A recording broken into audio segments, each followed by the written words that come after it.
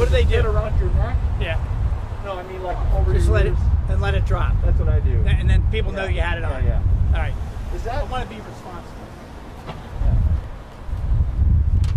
You gotta either decide you're in or out. You can't be like. Kate, come on in, Kate. I'm worried about John's house. Howdy. How you doing, sir? Hey, man, how's it going? Take your time. We're not in a hurry. I got it.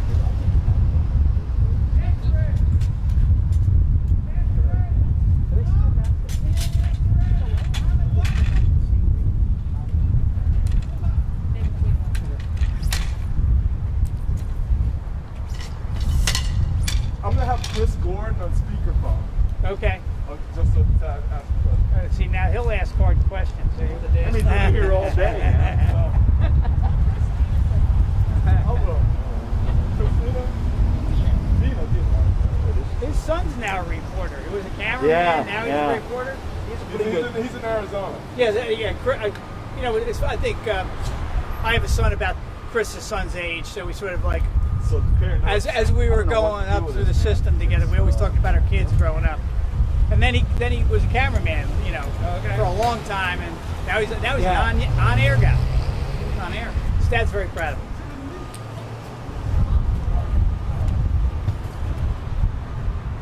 Maybe you guys will be on air someday, you know? No, that's why we do this. That's why we do this. Who's covering the Redskins stuff? Everybody else. Everybody else? Yeah, pretty much. All right, is it the name change or the scandal? Well, the scandal is it's too much. I hear. She shade. Is that what it is? No, I mean, I Is it can't, the I can't scandal? repeat what my boss told me, but it's The scandal. yeah. Yeah, that's what everybody says. Yeah, apparently so. But there's been no charges pressed. It's just Not yet. That's what you're looking at. yeah. So did you guys hear? You probably didn't. You were busy. So Snyder. So the Post is like pressuring him for a comment, right? Right, because they've got investigative He won't report. comment. So the Post is saying we have to run the story tomorrow. Yeah. 12 hours a day. So today, this just happened within the Actually last live hour. streaming, so maybe Huh? I don't know how much of this is going on our Oh, okay. Facebook page. Yeah. I got it. I was just asking. I was curious.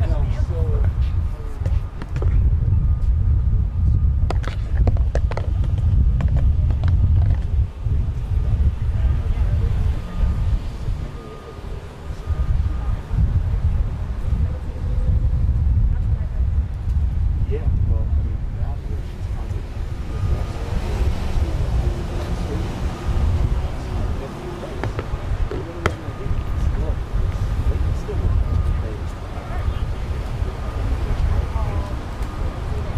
so you know it's good. You guys tell me when you're ready. I'll do whenever We're I'm ready. Are you guys going to ask any questions? You just want me to go? Well, Chris is gonna ask questions. Want to slide over? I have one question. You want me to start with whatever you prefer? You want me to start with a basic statement and then go from there? Yeah. Okay. Hold on 1 second. Hold on. This is Chris Gordon. I'm going to put it right here so you can hear him. Okay? Okay. Hey, Chris.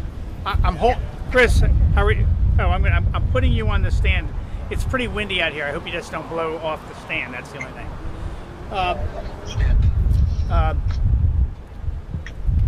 Good afternoon. We just left the courtroom of Judge Carlos Acosta here in the District Court in Rockville, where he held the second bond review for a young woman who's age 23. Her name is Kierra Tolson. She was in a bond review last week before Judge John Moffitt, who referred her for an evaluation for competency to stand trial. That report came back today, was presented in open court to Judge Acosta. The report found that she was, at this point in time, not competent to stand trial and that she was, in fact, dangerous. Judge Acosta, upon receiving that information, held her without bond and committed her to the health department for Montgomery County for treatment, what we call a restorative competency plan to get her back to a point where she can in fact stand trial. As we know, and these are statements, what I'm going to now be referring to is information within the charging document that is a public document, as well as some of the things that were referred to by Ms. Getty, who is handling this case along with Ms. Feinstein in my office. She said in court that on July 8th, a friend of the defendant was told by the defendant herself that she had killed her child. That person contacted the Montgomery County Police. The defendant was taken into custody on the same day that that information came to their attention. In the early morning hours of the 9th, they did in fact participate in an interview of the defendant. At that time, she indicated that she had in fact killed her child, whose first name was Blair. Her child was born on April the 17th, 2019. She was approximately 13, 14 months old on the date that the defendant has reported that she took her life. She did also provide in that statement, and it's contained within the charging document, that she disposed of her child's body in trash bags and also in a blue pillowcase. A search was conducted of her apartment, and there were 2 pillows on the bed. One was missing, a blue pillowcase. The other blue pillowcase, consistent with her story, was on the bed.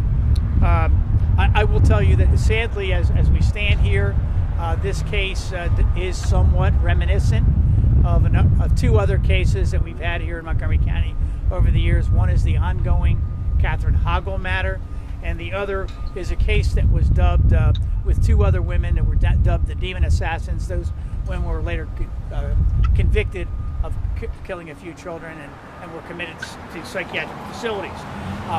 I will tell you that at this point in time, we know how this works. Just procedurally, the defendant in this case, who is currently not competent, will go to a mental hospital, and there will be a plan put together to try to restore to competency. Generally, I cannot tell you how long that's going to take. The judge doesn't have an idea. I think the estimates could be the next time we would have a status on the competency would be in about 6 months. I will tell you that usually in these cases they use a regimen of psychotropic medications to bring people back to competency. We have every hope that that restorative competency, the defendant was not, at the time that she was arrested in this case, she was not on medication. It was mentioned by Ms. Getty in court that she is resistant medication, meaning she does not want to take it. She's not resistant, not in a medical sense to being resistant, but in just a defiant sense that she doesn't want to take the medication. I will tell you, because there was a finding of dangerousness, the next question generally is, well, can they force her to be medicated? And the answer is, as long as the doctors evaluate her to be dangerous while in custody, they can in fact forcibly medicate her. Again, we are hopeful that that will create a situation where she will regain competency and will be able to move forward on this matter. Dangerous as in harming herself? I'm sorry? Dangerous as in harming herself? I think the dangerousness extends to herself and to others. And so that's the Dr. Julie Smith, who's a longtime psychiatrist that's worked with Montgomery County courts, did the evaluation. There's a very detailed report that is now under seal. Judge Acosta ordered that sealed, so I cannot distribute that to you or provide it to you.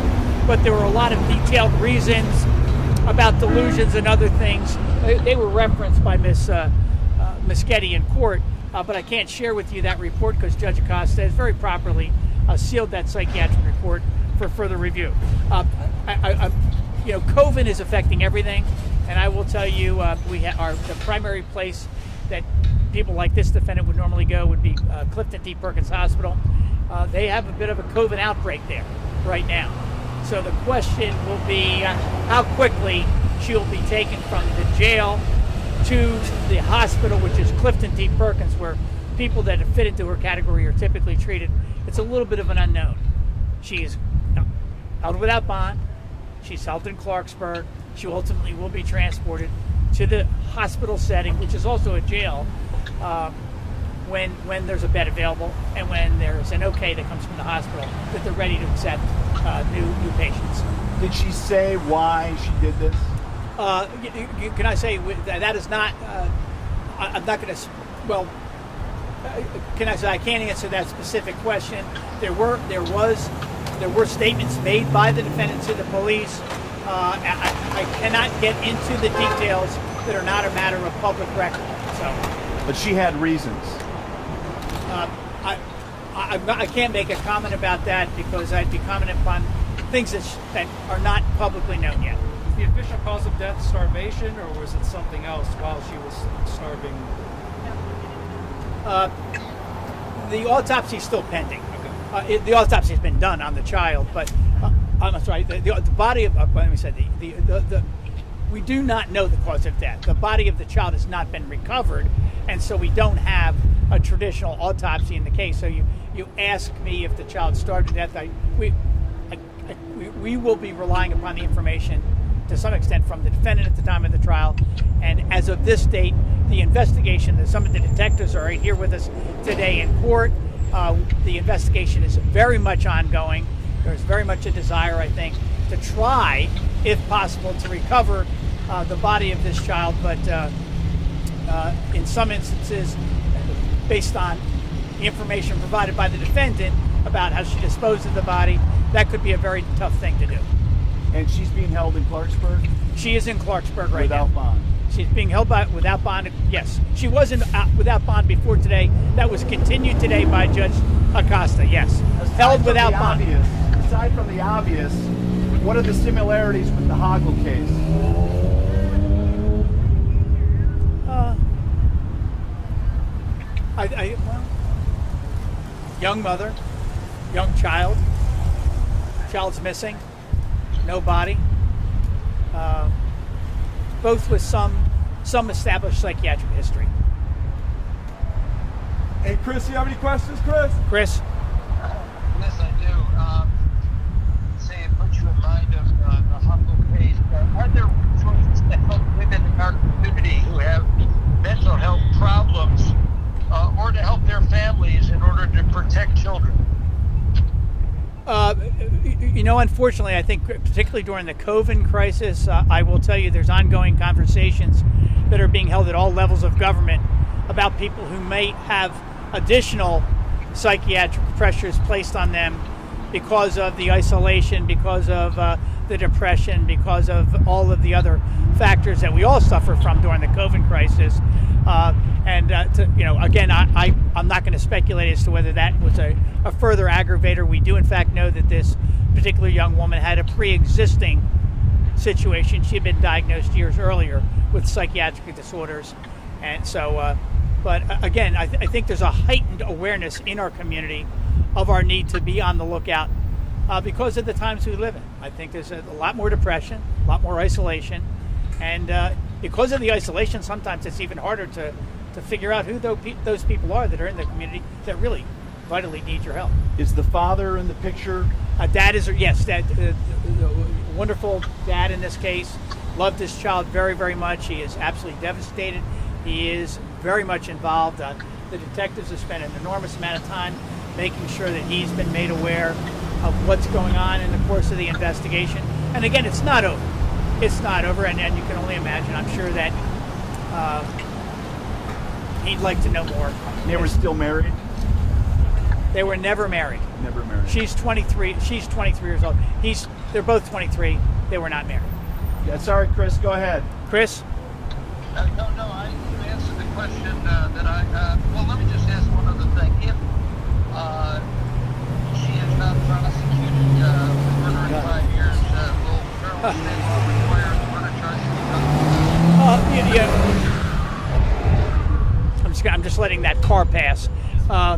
May I say, there is a statute in Maryland that places a limit, and this is exactly and precisely the issue we confronted in the Hoggle case. When you have an individual that's incompetent to stand trial, depending upon the nature of the crime, and in this instance it's a felony, you have a specified period of time set by statute to restore them to competency to stand trial. That is 5 years. So that we remain hopeful that with the psychotropic regimen of medication, this woman will be competent to stand trial. But again, we are subject to the statute that exists in Maryland that limits us to 5 years to get that done. And that will be done by the doctors and the treating physicians at the psychiatric hospital, Clifton T. Perkins. John, thank you. Those are all the questions I have. Okay, Chris. Thank you. Bye, guys. Thank you. Thanks. Quick question for the future. Sure. Is it okay if we do these up there? Yeah, I was yes. told to move down. Oh, really? They Okay. don't want security doesn't. Yeah, okay. I just figured it'd be I okay. certainly.